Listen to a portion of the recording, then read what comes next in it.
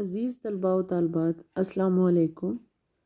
آج ہم پڑھیں گے محاکات کیا ہیں، لیکن اس سے پہلے آپ میری ویڈیو کو لائک، شیئر، سبسکرائب اور واچ ضرور کیجیے گا۔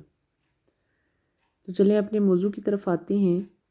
محاکات کے معنی پر اگر غور کریں تو اس کا مطلب ہے، یعنی اس کے لغوی معنی ہے کہ آپس میں بات چیت کرنا، باہم حکایت کرنا، کسی کے قول و فعل کی نقل کرنا، نقالی یعنی کسی کی بات کی، کسی کے قول کی نقالی کرنا، نقل کرنا، باہم داستان گو۔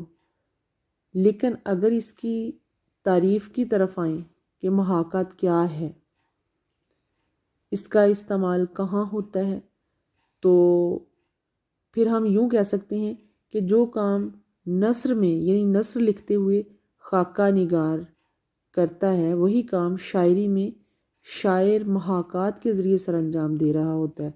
یعنی اس کو یوں کہہ سکیں گے کہ شاعری میں کسی واقعے، منظر یا امر کی تصویر کشی کرنا یا منظر کشی کرنا محاکات کہلاتا ہے۔ یعنی کسی واقعے کی الفاظ کے ذریعے تصویر کھینچنا محاکات نگاری ہے۔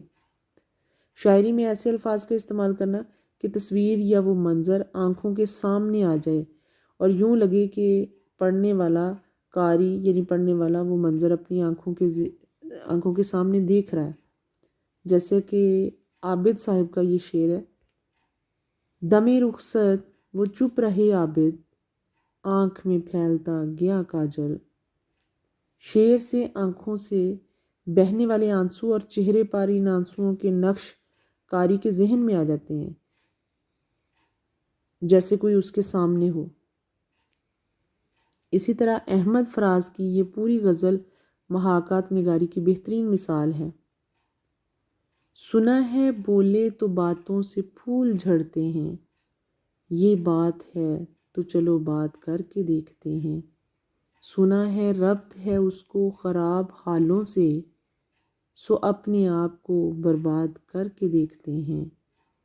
سنا ہے دن میں اسے تتلیاں ستاتی ہیں، سنا ہے رات کو جگنو ٹھہر کے دیکھتے ہیں۔